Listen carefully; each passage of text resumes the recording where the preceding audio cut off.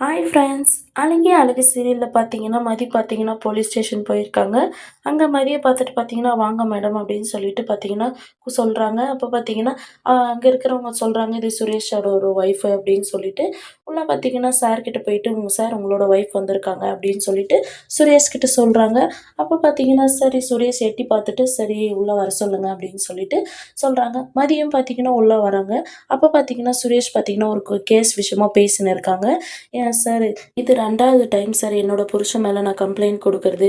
எப்படியாச்சும் என்னோட வாழ்க்கைய காப்பாத்தி குடுங்க அப்படின்னு சொல்லிட்டு அந்த பொண்ணும் சொல்றாங்க.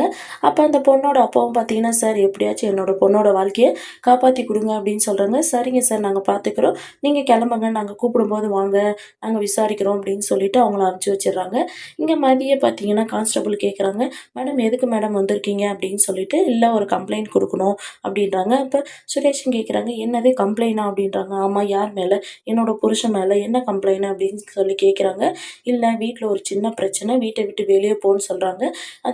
அது மட்டும் இல்லாம அடிக்கி கை ஓங்குறாங்க. சரி என்னோட அம்மா வீட்டுக்கு போயிருந்தாலே அங்கேயும் ஃபோன் பண்ணி தேவையில்லாத பேச்செல்லாம் பேசுறாங்க. அதுக்கு தான் கம்ப்ளைண்ட் குடுக்க வந்திருக்கேன் அப்படின்னு சொல்றாங்க. அப்ப கான்ஸ்டபிள் பார்த்தீங்கன்னா, என்ன மேடம் விளையாடுறீங்களா? அப்படின்றாங்க. இல்ல விளையாடல. உண்மையா தான் அப்படின்றாங்க. அப்ப சுரேஷ் பார்த்தீங்கன்னா, அந்த கான்ஸ்டபிள் 2 பேரையும் பார்த்தீங்கன்னா, நீங்க வெளிய வெயிட் பண்ணுங்க அப்படின்னு சொல்றாங்க. அவங்களும் வெளிய வந்துட்டு பார்த்தீங்கன்னா, என்ன மேடம் கம்ப்ளைண்ட் குடுக்க வந்திருக்காங்க. சார் என்ன பண்ணியிருப்பாரு அப்படின்னு சொல்லிட்டு யோசிச்சுன்னு இருக்காங்க.